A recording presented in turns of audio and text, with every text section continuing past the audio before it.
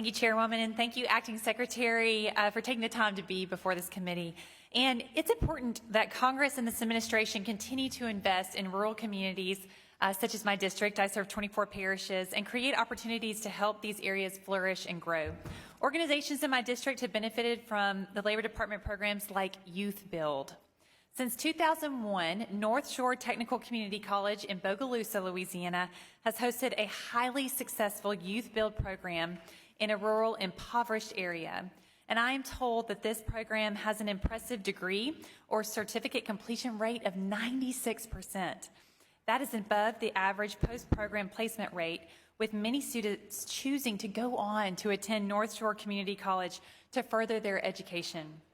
Unfortunately, this department did not award Bogalusa's program in the latest Youth Build grant competition. And it's my understanding that this department instead prioritized awarding grants to a number of new applicants, while many long-standing successful programs were shut out. I'm extremely disappointed with this outcome, as are my constituents. And some of the feedback that the department provided on North Shore's application is that it did not do enough to promote green jobs, ensure post-program employment will allow students the opportunity to collectively bargain and form or join a union, and increase equity in apprenticeships for people of color and women. This is an odd conclusion because I am told that at least half of the Bogalusa program's participants are minorities and women. Acting Secretary, why did the department start pushing its own agenda items over the original intent of the program, which is providing education, workforce development, and life and leadership skills for out-of-school youth? And why did the department not prioritize proven performance metrics of successful, long-standing programs just like the one in Bogalusa? Thank you very much for that question, Congresswoman. I will say that in general, the things that you said, they're consistent with how I view the need to, we should support programs that actually prepare people in communities that, including in rural communities, right, where they might not always enjoy the investments or understand that, right, government is there to also support them. I agree that we should use data-driven, right, proven models. I don't have the specifics on the issue that you are asking about. I do know that we have a workforce opportunities in rural communities grant, different from Youth Build, but specifically to invest in rural communities, specifically recognizing that there are specific needs, that some of those needs have not always been met, and would be happy to make sure that you and your constituents are aware of other grant programs that we have. I'm sorry, I don't have the detail on exactly what the decision was in the program that you were talking about. I'd love to hear your details about it, because that was the feedback that we received, that it was about not being able to join a union or green initiatives. And this Youth Build program has been incredibly beneficial for my district since 2001.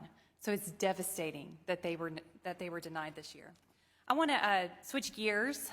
The change in H-2A adverse effect wage rate methodology will tremendously increase the wage rate for H-2A workers in certain job classifications. I believe this is probably the most detrimental rule that has hit Louisiana agriculture in recent years and has created a firestorm throughout U.S. agriculture. For example, in Louisiana, H-2A workers who drive sugarcane trucks from the field to the sugar mill will have the wage rate change from $13.67 to $22.60 per hour. That is almost a 9-hour increase in 1 year. The impact to Louisiana sugarcane harvest drivers alone will cost sugarcane farmers in my state an additional $37 million in additional wages. The impact is not specific to sugar. The impact is this severe to many other commodities in my district and across the nation. And I must insist the estimated impact of the March 30th, 2023 H-2A wage rule of $100 million has been grossly underestimated and will cause a severe hardship for the U.S. agriculture industry. Acting Secretary, can you tell me if the department solicited meaningful input from the agriculture industry prior to promulgating the rule?